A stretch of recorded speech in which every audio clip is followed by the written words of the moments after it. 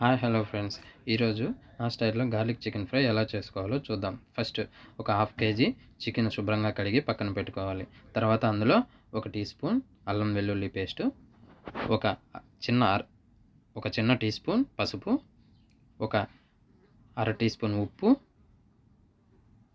1 tea spoon నూనె వేసి ఈ మిశ్రమాన్నంతా మంచిగా బాగా ఇలా కలుపుకొని మూత పెట్టి ఒక 15 నిమిషాలు పక్కన పెట్టుకోవాలి.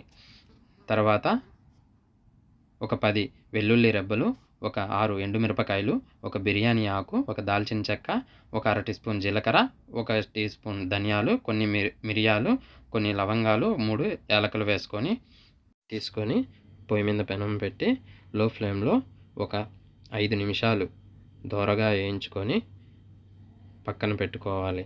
తర్వాత చల్లారిన తర్వాత ఇది మిక్సీ జార్లో తీసుకొని నీళ్లు వేయకుండా ఈ విధంగా పౌడర్ చేసి పక్కన పెట్టుకోవాలి. తర్వాత ఒక మీడియం సైజు ఆనియన్, 2 పచ్చిమిరపకాయలు, కొంచెం కరివేపాకు, ఒక అర్ధం టమాటా తీసుకొని ఇలా కట్ చేసి పెట్టుకోవాలి. తర్వాత గ్యాస్ వెలిగించుకొని పెనం పెట్టుకొని అందులో 6 టీ స్పూన్ల నూనె వేసుకొని కొంచెం సోంపు, కొంచెం జీలకర్ర, ఒక బిర్యానీ ఆకు వేసుకొని తర్వాత పచ్చిమిరపకాయలు, ఆనియన్, కరివేపాకు వేసుకొని ఈ విధంగా వేయించుకోవాలి. తర్వాత కొంచెం మీ రుచికి సరిపడా కొద్దిగా ఉప్పు చూసుకొని వేసుకోండి. తర్వాత ఆనియన్ ఈ మాదిరి వేగిన తర్వాత మనం ముందుగా పక్కన పెట్టుకున్న చికెన్ ఇందులో వేసుకొని బాగా మూత పెట్టకుండా ఒక 10 నిమిషాలు హై ఫ్లేమ్లోనే వేయించుకోవాలి. తర్వాత ఇలా చికెన్ ఈ విధంగా వేగినాక మీడియం ఫ్లేమ్లో పెట్టుకొని తర్వాత ఇందులో 1 teaspoon chicken masala powder, తర్వాత మనం ముందుగా గ్రైండ్ చేసి పెట్టుకున్న మసాలా వేసుకొని బాగా కలుపుకోవాలి మీడియం ఫ్లేమ్లో పెట్టుకొని.